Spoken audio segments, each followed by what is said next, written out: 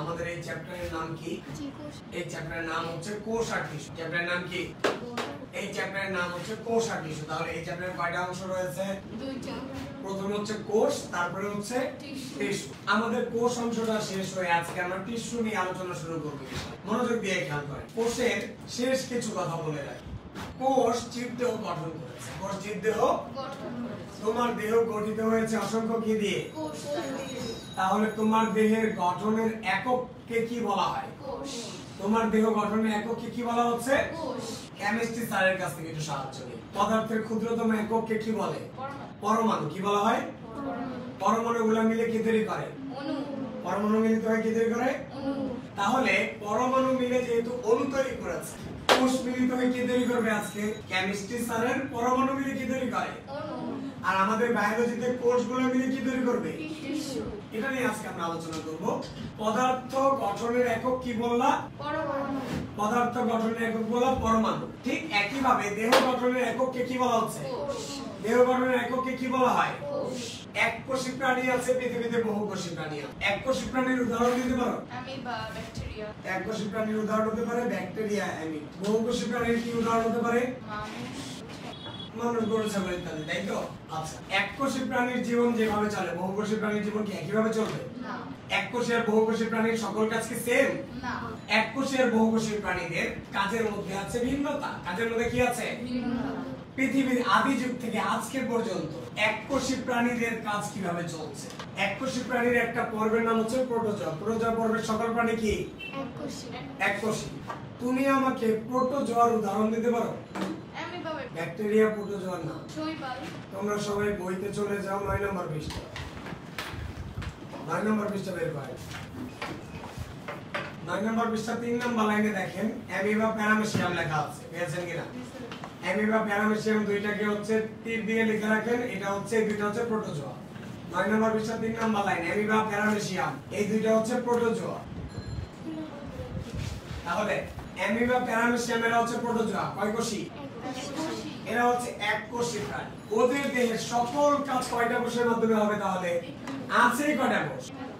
আছে একটা কোষ। তাহলে সকল কাজ পরিচালিত হবে কয়টা কোষের মাধ্যমে? ওদের খাদ্য গ্রহণ, দেহের বৃদ্ধি, প্রজনন সবকিছু কয়টা কোষের মাধ্যমে হচ্ছে? তাহলে আমি কি বলতে যাচ্ছি মনোযোগ দিয়ে খেয়াল করুন। পৃথিবীতে আদি যুগ থেকে আজকে পর্যন্ত এককোষী প্রাণীদের সকল কাজ কয়টা কোষের মাধ্যমে হয়? তোমার দেহে কয়টা কোষ আছে? অসংখ্য বলতে কত? 1 লাখ, 2 লাখ, 1 কোটি? কোটিও না, মিলিয়নও না, বিলিয়নও না। তোমার দেহে আছে ট্রিলিয়ন কোষ। অনেক বেশি কোষ তোমার দেহে আছে, ঠিক আছে কিনা? তোমার দেহের এক একটা কোষের মধ্যে আছে এক এক ধরনের ভিন্নতা, আছে এক এক ধরনের বৈচিত্র্য। চোখের কোষগুলো দিয়ে কি করতে পারছো?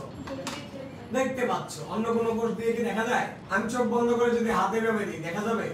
কারণ হাতের কোষ আর চোখের কোষ আলাদা। কানের কোষ দিয়ে শব্দ শুনতে পাচ্ছ, আর কোনো কোষ দিয়ে শব্দ শোনা যায়? নাকের কোষ দিয়ে ঘ্রাণ নিতে পারো, অন্য কোষ দিয়ে ঘ্রাণ নেওয়া যায়? জিহ্বার কোষ দিয়ে স্বাদ নিতে পারো, অন্য কোষ দিয়ে স্বাদ নেওয়া যায়? জিহ্বা মাংস, হাতও কিন্তু মাংস। হাতের আঙ্গুলেও কি আছে? বাসায় যে আম্মু মজাদার একটা হচ্ছে পায়েস রান্না করেছে, হাত দিয়ে গুতা দিয়ে কি স্বাদ দিতে পারবা? হাত তো মাংস, জিহ্বাও তো মাংস, স্বাদ দিতে পারো না কেন? বাসায় যেয়ে দেখলাম আম্মু মজাদার একটা পায়েস রান্না করেছে অনেক সুন্দর ফ্লেভার দিয়ে, তুমি হচ্ছে আঙ্গুল দিয়ে গুতাচ্ছ। তখন আম্মু তোমাকে কি বল ধরিয়ে দিবে যে বাবা তোমার আঙ্গুলের কোষ আর জিহ্বার কোষ এক নয়, কারণ তোমার দেহের বিভিন্ন কোষের মধ্যে আছে ভিন্নতা, আছে তাই তোমাকে আঙ্গুলের কোষ দিয়ে স্বাদ নেওয়া যাবে না। স্বাদ নিতে গেলে কি লাগবে? জিহ্বার কোষ। বলা যাবে? আমি তোমাকে আজকে কি বোঝাতে চাই? এই কথাটাই মেইনলি বোঝাতে চাই যে বহুকোষী প্রাণীদের কোষের মধ্যে আছে বৈচিত্র্য, কিন্তু এককোষী প্রাণীদের কোষের মধ্যে কোনো বৈচিত্র্য নাই। তোমার দেখার জন্য একটা কোষ, শব্দ শোনার জন্য আরেকটা কোষ, স্বাদ নেওয়ার জন্য আরেকটা কোষ, ঘ্রাণ নেওয়ার জন্য আরেকটা কোষ। তোমার মধ্যে কত কাহিনী, কিন্তু এককোষী প্রাণীদের তো কাহিনী আছে। খাবার খাওয়া লাগবে, ওই কোষ দিয়েই করতে হবে। দেহ বড় হবে, ওই কোষের মধ্যেই বড় হবে। দেহের প্রজনন ঘটবে, ওই একটা কোষের মাধ্যমেই হতে হবে। তাহলে এককোষী প্রাণীদের সকল কাজ কয়টা কোষের মাধ্যমে হয়? এই আলোচনার মাধ্যমে আমরা কোষ শেষ করলাম। তো আমি একটু সামারি করি। আমরা এতদিন দ্বিতীয় অধ্যায়ের কোষ অংশটা নিয়ে আলোচনা করছিলাম। এখন আমরা টিস্যু নিয়ে কথা বলা শুরু করবো ইনশাআল্লাহ। মনোযোগ দিয়ে খেয়াল করবেন। কোষের ভিতরে ঢুকে প্রত্যেকটা জিনিসের ব্যাখ্যা দিয়েছি আমরা। কোষের ভিতরে ঢুকে মাইটোকন্ড্রিয়া, ক্লোরোপ্লাস্ট, গোলজি বস্তু, endoplasmic reticulum, lysosome, centriole, ribosome, কোষ কঙ্কাল সবকিছু, নিউক্লিয়াস, সাইটোপ্লাজম, প্রোটোপ্লাজম, কোষ প্রাচীর, কোষ ঝিল্লি সবগুলোর ব্যাখ্যা দিয়েছি আমরা। কোষ শেষ, এবার হচ্ছে আমরা টিস্যু নিয়ে আলোচনা করব। তো কোষের কি বললাম আজকে? কোষই তোমার দেহ গঠন করেছে। তোমার দেহ গঠন করেছে কে? কোষ। এই পৃথিবীতে এককোষী প্রাণী আছে, আবার বহুকোষী প্রাণী আছে। এককোষী প্রাণীদের আদি যুগ থেকে আজকে পর্যন্ত সকল কাজ কয়টা কোষের মাধ্যমে হচ্ছে? আছে ওর একটা কোষ, একটা কোষের মাধ্যমে করবে না। আর বহুকোষী প্রাণীদের কোষের মধ্যে আছে ভিন্নতা, আছে বৈচিত্র্য। এবার টিস্যু নিয়ে কথা বলি। টিস্যু হতে গেলে, অণু হতে গেলে কি লাগবে? পরমাণু। কি লিখেছি? কি এটা? পানি। পানিতে কয়টা পরমাণু আছে? তিনটা পরমাণু আছে। হাইড্রোজেন কয়টা? দুইটা। অক্সিজেন কয়টা? একটা। তাহলে পানির একটা অণু, অণুর মধ্যে কি সব একই কোষ অংশগ্রহণ করেছে? না, দুইটা একই, আরেকটা আবার ভিন্ন। তাহলে আমাদেরও কোষ হতে গেলে একই কোষ, মানে সরি, টিস্যু হতে গেলে একই কোষ লাগবে, আবার ভিন্ন কোষ হলেও চলবে। তাহলে অনেকগুলা পরমাণু মিলে একটা কি তৈরি করে? অণু। ঠিক একইভাবে অনেকগুলা কোষ মিলে একটা কি তৈরি করবে? টিস্যু। একটা অণু বানাতে কি সব একই কোষ লাগে, একই পরমাণু লাগে? না। ঠিক একই রকম ভাবে একটা টিস্যু বানাতে একই কোষ হলেও চলবে, আবার ভিন্ন হলেও চলবে, ভিন্ন কোষ হলেও চলবে। একটা টিস্যুর মধ্যে কি একটা কোষ থাকে? না, একটা টিস্যুর মধ্যে অনেকগুলো কোষ থাকে। একটা টিস্যুর মধ্যে একগুচ্ছ কোষ থাকে। মনোযোগ দিয়ে খেয়াল করবেন। এক বা একাধিক ধরনের, এক বা বিভিন্ন ধরনের একগুচ্ছ কোষ মিলে যখন একই কাজ করে, যখন এবং তাদের উৎপত্তিটাও হচ্ছে অভিন্ন বা একই জায়গা থেকে, অভিন্ন বা একই জায়গা থেকে উৎপত্তি হলে তাকে বলা হচ্ছে টিস্যু বা কলা। টিস্যুর সংজ্ঞা কি? টিস্যু বানাতে গেলে একগুচ্ছ কোষ লাগবে। টিস্যু বানাতে গেলে কি লাগবে? সবগুলো কি একই কোষ লাগবে? বিভিন্ন প্রকার হলেও চলবে। একত্রিত হয়ে কি করতে হবে? একই কাজ আর উৎপত্তি অভিন্ন হতে হবে। একই কাজ আর কি? তাকে টিস্যু বা কলা বলে। টিস্যুর সংজ্ঞা তোমরা প্রায়ই বলে যাও, অথবা দেখা যায় সবগুলো পয়েন্ট নিয়ে আসতে পারো না। সবগুলো পয়েন্ট নিয়ে আসার জন্য আজকে একটা গল্প বলে দিই। গল্পটা হচ্ছে ব্যাচের গল্প। ব্যাচের গল্প দিয়ে টিস্যুর সংজ্ঞা বোঝাবো। ধরো আজকে এখানে একটা ব্যাচ চলছে, তাই না? এখানে একটা ব্যাচ, এখানে সবাই কি একই রকম দেখতে? না, কারো কারো একটু মিল পাওয়া যেতে পারে, একই রকম আকার আকৃতি বা হচ্ছে চেহারা একটু মিল পাওয়া যায়। কারো মধ্যে আমার ভিন্নতা আছে। আমার কাছে অনেক জমজ বোন করে দেখতে সেম একদম, তাহলে ওরা কি একই রকম? আবার তোমরা এক একজন এক এক রকম, ভিন্ন রকম হচ্ছে। দুইটা বন্ধু আসে, দেখতে একই রকম পুরো। আমি বললাম তোর বন্ধু কেন? বলে ছোটবেলায় হচ্ছে ক্লাসে ঢুকে, মণিপুর স্কুলে ঢুকেই দেখি দুইজনের চেহারা মিল, ওই দিন থেকে আমরা বেস্ট। ঠিক আছে কিনা? তাহলে ওরা একই রকম, ঠিক আছে কিনা? আবার হচ্ছে এক একজন এক এক রকম। তাহলে তোমরা এক একজন যদি এক একটা কোষ হও, এক একজন যদি এক একটা কোষ হও, তাহলে তোমরা এখানে অনেকগুলো কোষ এখানে আছো। তাহলে একগুচ্ছ কোষ আছো, সবাই মিলিত হয়ে একই কাজ করছো। কি কাজ করছো? বায়োলজি ক্লাস করছো। তোমাদের উৎপত্তি কোন জায়গা থেকে আমি জিজ্ঞেস করলাম, তোমরা সবাই বলছো স্যার আমাদের উৎপত্তি ওই মণিপুর স্কুল থেকে, ওই বিল্ডিং থেকে আমরা সবাই উৎপত্তি হয়ে আপনার ব্যাচে পড়তে এসেছি। ঠিক আছে কিনা? তোমাদের সবার স্কুল তো একই, তো অরিজিন তো একই, তোমাদের সবার উৎপত্তি সেই মণিপুর স্কুল। তাহলে ব্যাচের এই গল্পটা হচ্ছে তোমরা একই রকম হতে পারো, বিভিন্ন রকম হতে পারো। একগুচ্ছ কোষ, এক একজন যদি এক একটা কোষ, আজকে অনেকগুলো কোষ এখানে আছে, একগুচ্ছ কোষ মিলে একই কাজ করছে, বায়োলজি ক্লাস, এবং তোমাদের উৎপত্তি একই জায়গা থেকে, মণিপুর স্কুল থেকে। তো তোমাদের এই দলটাকে আমি কি বলতে পারি এখন? টিস্যু। ঠিক আছে কিনা?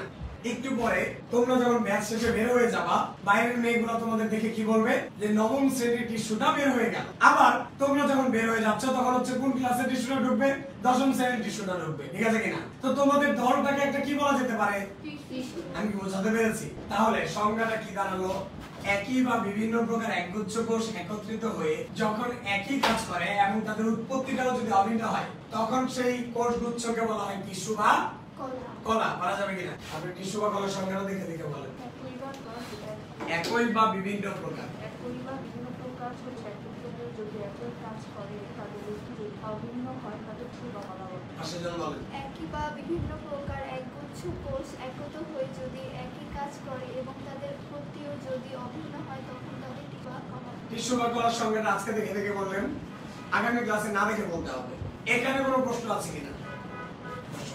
এবার খাতার আগে ল্যান্ডস্কেপ করে লিখবেন। বড় একটা চার্ট লেখাবো, খাতার আগে ল্যান্ডস্কেপ করে এভাবে লিখবেন, বিরাট চার্ট লেখাবো।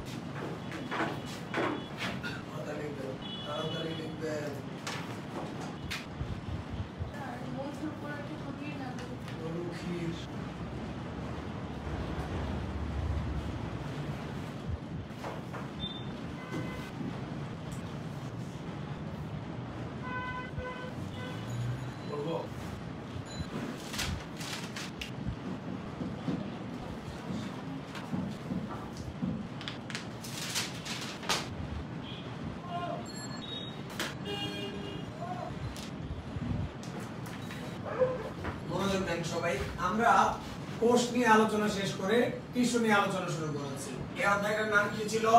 কোষ ও টিস্যু। জীবদেহের কোষ আর টিস্যু। তো জীবদেহের কোষ আমাদের শেষ হয়েছে, টিস্যু নিয়ে কথা বলা শুরু করলাম। বোর্ড দেখেন, যার সাথে লেখা হয়েছে বোর্ডে দেখেন, গ্রুপে ছবি দেওয়া আছে, দেখে নিন। টিস্যু দুই ধরনের, উদ্ভিদে থাকলে উদ্ভিদ টিস্যু, প্রাণীতে থাকলে উদ্ভিদে থাকা টিস্যুকে কি বলা হয়? উদ্ভিদ টিস্যু বা প্ল্যান্ট টিস্যু। প্রাণীতে থাকা টিস্যুকে কি বলা হয়? প্রাণী টিস্যু বা অ্যানিমেল টিস্যু। প্রাণী টিস্যু নিয়ে পরে কথা বলবো, প্রাণী টিস্যুটা রাখো, এটা পরে। উদ্ভিদ টিস্যু নিয়ে আগে হচ্ছে গবেষণা শুরু করি। আজকে উদ্ভিদ টিস্যু নিয়ে আলোচনা শুরু করলাম আমরা। প্রথমেই দেখতে পাচ্ছি উদ্ভিদ টিস্যু কয় ধরনের? দুই ধরনের। একটা হচ্ছে ভাজক টিস্যু আর একটা হচ্ছে স্থায়ী টিস্যু। আর উদ্ভিদ টিস্যু কয় ধরনের? দুই ধরনের। ভাজক আর একটা স্থায়ী টিস্যু। দুইটার নামের মধ্যে সংজ্ঞা বোঝা যায়। যেটা বিভাজনে সক্ষম সেটা ভাজক টিস্যু, যেটা বিভাজনে সক্ষম সেটা ভাজক টিস্যু। আর যেটা বিভাজিত হতে পারে না সেটা। স্থায়ী টিস্যু। তাহলে প্রথমে দুর্বলদের জন্য সংজ্ঞাটা বলি। দুর্বল রাখেন, যে উদ্ভিদ টিস্যুর কোষগুলো বিভাজনে সক্ষম তাকে বলা হচ্ছে ভাজক টিস্যু বা মেরিস্টেমেটিক। মেরিস্টেমেটিক। তাহলে যে উদ্ভিদ টিস্যুর কোষগুলো বিভাজনে সক্ষম তাকে বলা হচ্ছে ভাজক টিস্যু বা মেরিস্টেমেটিক টিস্যু। বলা যাবে কিনা? স্থায়ী টিস্যুর দুর্বল সংজ্ঞা, যে উদ্ভিদ টিস্যুর কোষগুলো বিভাজিত হতে পারে না তাকে বলা হচ্ছে স্থায়ী টিস্যু বা পার্মানেন্ট টিস্যু। সোজা কথা, যেটা বিভাজিত হতে পারে ভাজক, যেটা বিভাজিত হতে পারে না স্থায়ী টিস্যু। এবার জ্ঞানীরা আসো, জ্ঞানীদের জন্য সংজ্ঞাটা হচ্ছে দুইটা লাইন মিলিয়ে করব। যে উদ্ভিদ টিস্যুর কোষগুলো বিভাজনে সক্ষম অর্থাৎ বিভাজনের মাধ্যমে দেহের বৃদ্ধি ঘটায়, যে উদ্ভিদ টিস্যুর কোষগুলো বিভাজনে সক্ষম অর্থাৎ বিভাজনের মাধ্যমে দেহের বৃদ্ধি ঘটায় তাকে বলা হচ্ছে ভাজক টিস্যু বা মেরিস্টেমেটিক টিস্যু। বলা যাবে কিনা? এবার স্থায়ী টিস্যুর সংজ্ঞা জ্ঞানীদের জন্য দুইটা মিলিয়ে করব। আচ্ছা, স্থায়ী টিস্যু আসলো কোত্থেকে? স্থায়ী টিস্যু ভাজক টিস্যু থেকে এসেছে। ভাজক টিস্যুগুলো বিভাজিত হতে হতে যখন বিভাজিত হতে পারে না তখন তাকে কি বলা হয়? স্থায়ী টিস্যু। আমি বোঝাতে পেরেছি? ভাজক টিস্যু বিভাজিত হতে হতে হতে হতে একসময় বিভাজন ক্ষমতা হারিয়ে ফেলে, তখন সে কিসে পরিণত হয়? স্থায়ী টিস্যু। স্থায়ী টিস্যুর সংজ্ঞা বলছি জ্ঞানীদের জন্য, যে উদ্ভিদ টিস্যুর কোষগুলো বিভাজিত হতে পারে না অর্থাৎ ভাজক টিস্যুর কোষগুলো বিভাজিত হতে হতে যখন আর বিভাজিত হতে পারছে না তখন তাকে বলা হচ্ছে স্থায়ী টিস্যু। পারা যাবে কিনা? তুমি ক্লাস 3-4 এ এতটুকু বাচ্চা ছিলা, কত লম্বা হয়ে গেছে, তাই না? এই যে এত বড় হচ্ছে এর মানে তোমার বিভাজন হচ্ছে আর দেহের বৃদ্ধি হচ্ছে। তাহলে ভাজক টিস্যুর সংজ্ঞা যদি পরীক্ষা হলে ভুলে যাও, তোমার কথা মনে করবা। তো ভাজক টিস্যুর সংজ্ঞা হচ্ছে তুমি। তুমি কি? তুমি হচ্ছে বিভাজনের মাধ্যমে তুমি বড় হচ্ছ, ঠিক আছে কিনা? এটা হচ্ছে ভাজক টিস্যুর সংজ্ঞা। স্থায়ী টিস্যুর সংজ্ঞা হচ্ছে ভুলে গেলে মনে করো তোমার বাবার কথা। তোমার যে বাবাটা আছে 3-4 থেকে তুমি আজকে পর্যন্ত কত লম্বা হয়েছে, আর তোমার বাবাকে সেই ক্লাস 1 থেকে যেই সাইজ দেখছো এখন সেই সাইজ। একটু মোটা হইতে পারে, লম্বা হচ্ছে আর লম্বা হয় না। ওই ক্লাস 3-4 থেকে একই সাইজ, আর বড় হয় না। বাবাকে তুমি বাসায় গিয়ে বলো, বাবা তুমি তো একদম ফিক্সড হয়ে গেছো, আর লম্বা হচ্ছে না। দেখো আমি ছোটবেলা থেকে কত লম্বা হয়ে গেলাম, তোমাকে সেই একই সাইজ দেখতেছে। তখন বাবা কষ্ট পেয়ে তোমাকে কি বলবে? যে বাবা আমিও একদিন ভাজক টিস্যু ছিলাম, আমার এই কোষগুলো বিভাজিত হতে হতে হতে হতে এখন আর বিভাজিত হতে পারে না, তাই আমি এখন ফিক্সড হয়ে গেছি। তাই বাবাকে কি বলা যায়? স্থায়ী টিস্যু বা পার্মানেন্ট টিস্যু। বলা যাবে কিনা? ভাজক টিস্যুর সংজ্ঞা বলে ভুলে গেলে তোমার কথা মনে করবা, স্থায়ী টিস্যুর সংজ্ঞা বলে ভুলে গেলে বাবার কথা মনে করবা, যে হচ্ছে আর বিভাজিত হতে পারে না। আর জ্ঞানী হতে চাইলে বাবা হচ্ছে কষ্ট পেয়ে যে কথা বলেছিল সেটার কথা মনে করবা, যে বাবাও এক সময় ভাজক টিস্যু ছিল কিন্তু এখন আর বিভাজিত হতে পারে না। তাহলে প্রথম থেকে আমি আবার বলি, টিস্যু দুই প্রকার। উদ্ভিদে থাকা টিস্যুকে কি বলা হচ্ছে?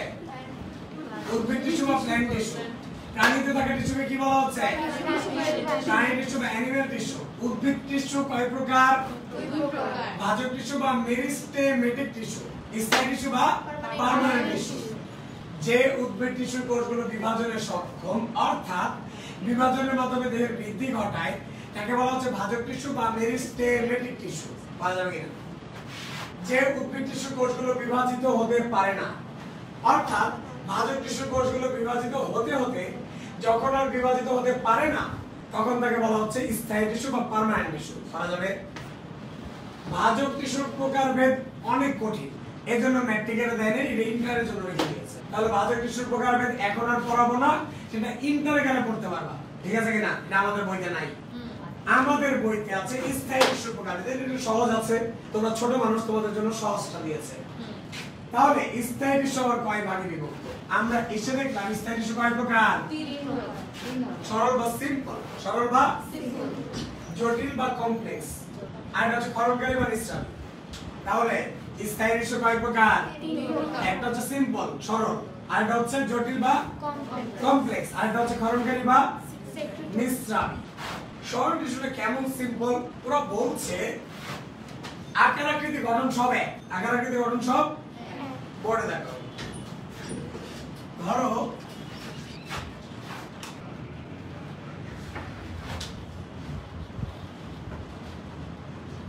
সবগুলো মোটামুটি একই রকম হচ্ছে না, মোটামুটি কাছাকাছি একই রকম হচ্ছে, তাহলে এদেরকে বলা যায় সরল টিস্যু। কেন? কারণ সবগুলো আকার আকৃতি গঠনের দিক থেকে মোটামুটি একই রকম। একটা টিস্যুর মধ্যে সবগুলো কোণ যদি একই রকম হয় তাহলে কি বলা হচ্ছে? সরল টিস্যু বা সিম্পল টিস্যু। যে টিস্যুর প্রত্যেকটা কোণ দেখতে একই রকম তাকে বলা হচ্ছে সরল বা সিম্পল, সরল বা সিম্পল।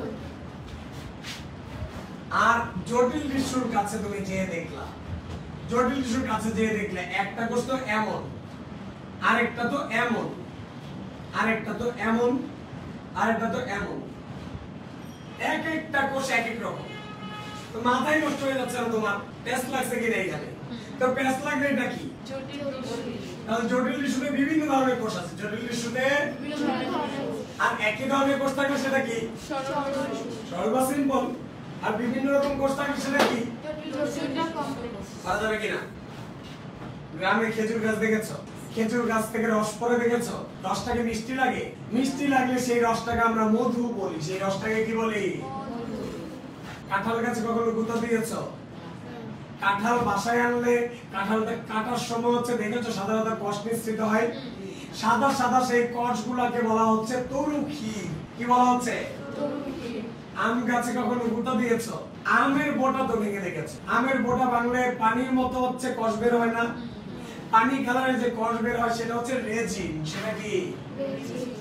তাহলে মধু তরুকে রেজিনের উদাহরণ দিয়েছি, বুঝতে পারো? খেজুরের রস মিষ্টি, তাই সেটাকে কি বলে?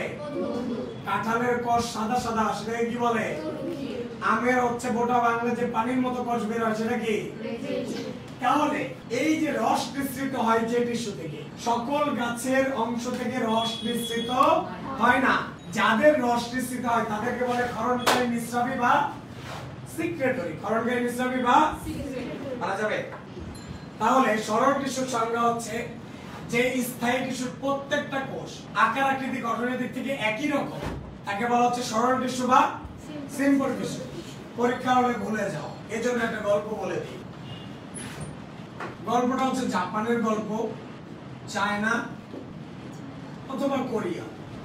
তুমি জাপানে গেলা, জাপানে যাওয়ার পর দেখলা এটা যেমন এটা একই রকম, এটা একই রকম, ওইটাও একই রকম, সবগুলো এক সাইজ না?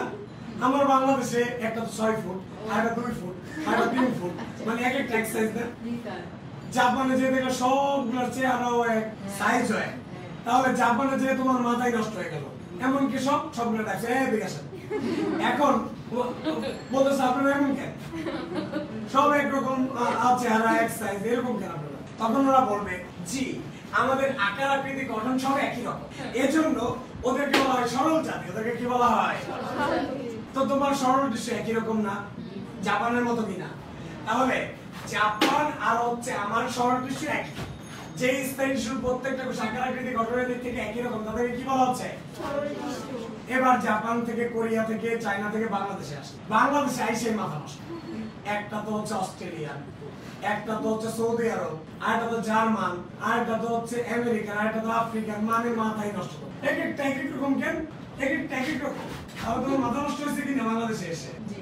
মাথা নষ্ট হওয়ার পর তুমি বাংলাদেশকে কি জাতি বলছো? তোমার এক বন্ধু মণিপুর স্কুল খোলার পরে হচ্ছে ক্লাসে ঢুকে তোমার মাথা নষ্ট। একজনের জিজ্ঞেস করলো তুমি এমন কেন? বলবে আমার পূর্বপুরুষ তো সৌদি আরব থেকে এসেছে তাই আমি এমন। আরেকটা তুমি এমন কেন? বলবে আমি তো আমার পূর্বপুরুষ আফ্রিকায় ছিল। আরেকটা তুমি এমন কেন? বলে আমার পূর্বপুরুষ তো আমেরিকায় ছিল। তাহলে বাংলাদেশে বিভিন্ন জাতি এসে মিশ্রিত হয়ে কি জাতি বানিয়েছে এটাকে? তাহলে বিভিন্ন প্রকার কোষের সমন্বয়ে গঠিত কোষকে কি বলা হয়? এবার বাসায় তোমার ছোট ভাইটা আছে না, 2 বছরের যে ছোট ভাইটা, দেখবা আম্মু যাই খাওয়ায় তাকে ওই মুখ দিয়ে ওর লালা পড়তেই থাকে। লালার একটা দানি হচ্ছে বেঁধে রাখছে, ওইটা ভিজে হচ্ছে শার্ট প্যান্ট সব ভিজে গেছে। তাহলে এই যে ছোট ভাইটা, ওকে মধু খাওয়ালে ওর মধু অর্ধেক খায় অর্ধেক পরে, পানি খাওয়ালে পানি অর্ধেক খায় অর্ধেক পরে। তাহলে ওর মুখ দিয়ে সবসময় পড়তেই আছে। ঠিক আমাদের ধরনকারী বাড়ি স্ট্যাবিলিটি বলতে, ঠিক আছে কিনা? বাসা থেকে আসার সময় সুন্দর হচ্ছে ঘুমিয়ে রেখে আসলা, যাওয়ার পরে দেখলা যে বিছনা বাটি সব ভিজে গেছে। তাহলে এগুলো হচ্ছে ধরনকারী বাড়ি স্ট্যাবিলিটি, সেগুলো কি বিষয়? তাহলে যেসব পৃষ্ঠ থেকে মধু, তরুক্ষী, রেজিন এগুলো নিশ্চিত হয় তাদেরকে কি বলা হচ্ছে?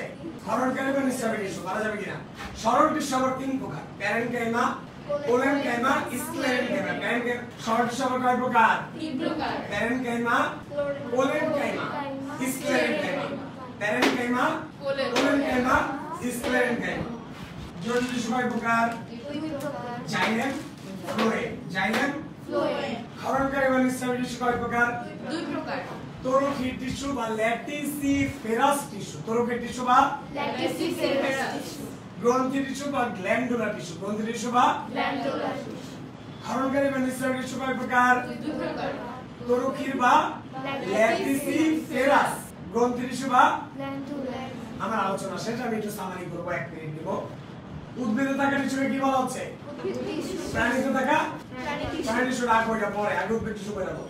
উদ্ভিদ টিস্যু মধ্যে যেটা বিভাজিত হতে পারে আগে কি বলা হচ্ছে? ভাজক টিস্যু। এটা বিভাজিত হতে পারে না। স্থায়ী টিস্যু। কোনটার প্রকারে শিখাবে আমাদের ম্যাট্রিকে? ভাজক টিস্যু। ওই নাম ভাজক টিস্যু ম্যাট্রিকে শিখাবে না, ভাজক টিস্যু। বুঝলাম। তাহলে কোনটার প্রকারে শিখাবে ম্যাট্রিকে? স্থায়ী টিস্যু। স্থায়ী টিস্যু কয় প্রকার? 3 প্রকার: স্থায়ী টিস্যু কয় প্রকার? 3 প্রকার: সরল বা সিম্পল, জটিল বা কমপ্লেক্স, আর এটা হচ্ছে গঠনকারী বা মিশ্রণ। সরল টিস্যু হচ্ছে আকার আকৃতি গঠন সব এক, যেমন চায়নার মতো কাহিনী। তাহলে সরল টিস্যু 3 প্রকার: প্যারেনকাইমা, কোলেনকাইমা, স্ক্লেরেনকাইমা। জটিল টিস্যু হচ্ছে বিভিন্ন প্রকার কোষ, এজন্য জটিল বা কমপ্লেক্স। উদাহরণ হচ্ছে জাইলেম আর ফ্লোয়েম। গঠনকারী বা স্ট্যাবিলিটি টিস্যু হচ্ছে বিভিন্ন ধরনের রস নিঃসৃত হয়, মধু, তরুক্ষীর অথবা রেজিন। তরুক্ষীর টিস্যু ল্যাটিসিফেরাস, আর হচ্ছে গ্রন্থি টিস্যু গ্ল্যান্ডুলার। আগামী ক্লাসে আমরা এই সরল টিস্যুর প্রকারভেদ নিয়ে কথা বলবো ইনশাআল্লাহ। তোমাদের সবকিছু তোমাদের বইতে আছে, শুধুমাত্র এই গ্রন্থি টিস্যু, স্ট্যাবিলিটি টিস্যু বা সেক্রেটারি টিস্যু তোমাদের বইতে নাই। এটার সংজ্ঞা আমি দিয়েছি তোমাদের 9ম শ্রেণীর 5 বছর আগের বইতে। এর মানে কি? 5 বছর আগের বইতে ছিল, যখন নতুন এডিশনের বইটা ছাপানো হলো, এই সংজ্ঞাটা মিস্টেকের কারণে দেয়নি, কিন্তু অনেক স্কুল কলেজে আসছে, এই জন্য সংজ্ঞাটা আমি আগের বই থেকে লিখে দিলাম। এটাও পড়ে ফেলবো। আর কোনো প্রশ্ন আছে আজকে? ধন্যবাদ। আসসালামু আলাইকুম।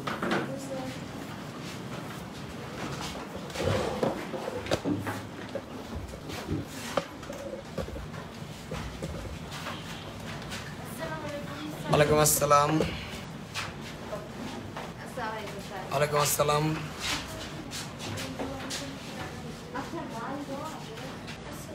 ওয়ালাইকুম আসসালাম। ওয়ালাইকুম আসসালাম। ওয়ালাইকুম আসসালাম। আসতেছি।